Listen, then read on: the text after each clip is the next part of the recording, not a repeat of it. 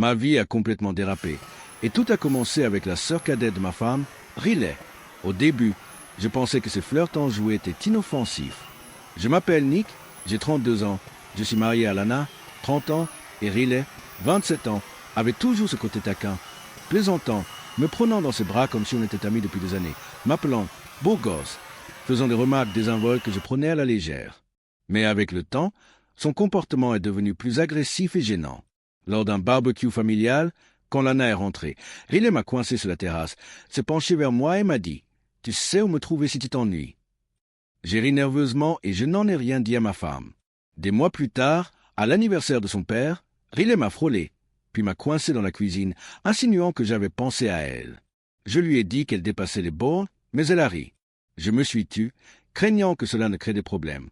Le pire, c'était Noël chez mes beaux-parents. J'étais en train de faire mes valises dans la chambre d'amis quand Riley est entré, a fermé la porte et m'a dit « Je ne dirai rien si tu ne dis rien ».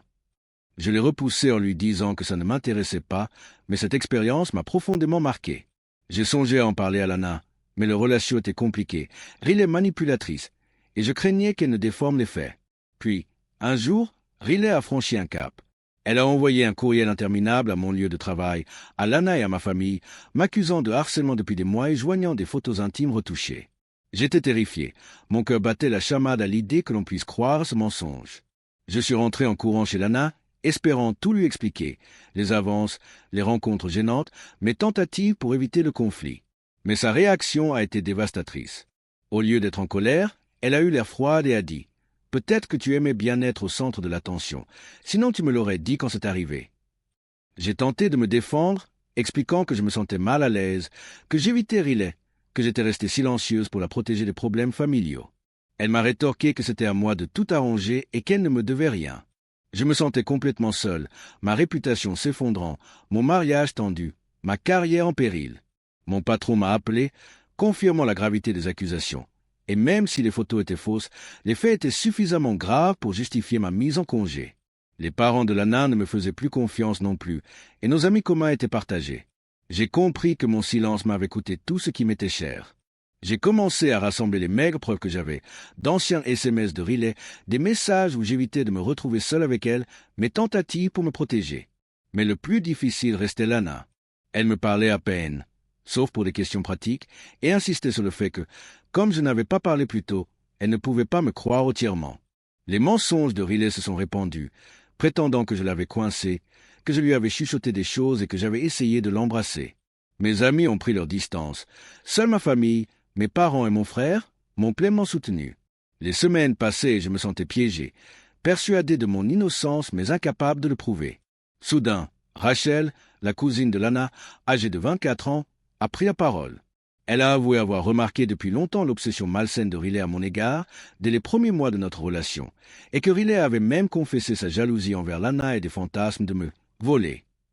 La révélation de Rachel a finalement fait tilt chez Lana, qui a compris qu'elle avait été manipulée et s'est excusée de m'avoir fait douter. Peu à peu, grâce à la détermination de Lana, ses parents et les autres membres de la famille ont commencé à percer à jour les mensonges de Riley. Des amis communs ont admis avoir trouvé son comportement étrange. Rachel a confronté Riley publiquement, exposant son obsession. Les mensonges de Riley ont commencé à se dévoiler et le soutien de la famille s'est reporté sur moi. Mon patron m'a autorisé à reprendre le travail, et même si notre vie était loin d'être normale, Lana et moi avons commencé à reconstruire la confiance grâce à une thérapie, la communication et des efforts. Mais Riley n'en avait pas fini. Quelques semaines plus tard, elle a recommencé, envoyant à Lana des messages avec de fausses excuses et des paroles manipulatrices, prétendant traverser une période difficile.